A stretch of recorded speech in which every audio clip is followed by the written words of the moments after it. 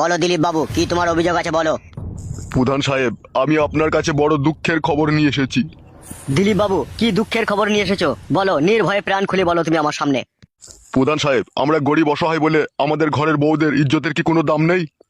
দিলীপ বাবু, বেশি ভনিতা না করে কি হয়েছে একটু খোলাখুলি বলো।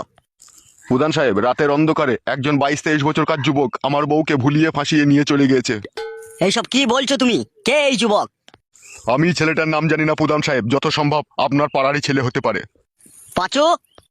জি হুজুর, বলুন। কে এই নির্লজ্জ বেহায়া প্রেমিক যে দিলীপ বাবুর মতো সহজ সরল লোকের বউকে রাতের অন্ধকারে ভুলিয়ে ফাঁসিয়ে ঘর থেকে নিয়ে চলে গেছে? আমি কি করে জানবো মারা কে লিপালি গেছে না লিগেছে?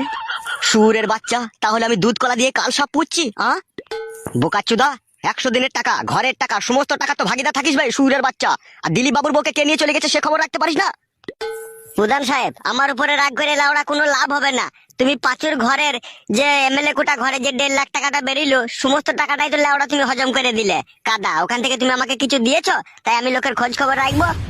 কানাডন। হ্যাঁ বড় ভাইজান, বলেন কি বলবেন। পাঁচু তো যা করছে আমাদের গোপন রহস্য ফাঁস করে দেবে মনে হচ্ছে তোরে।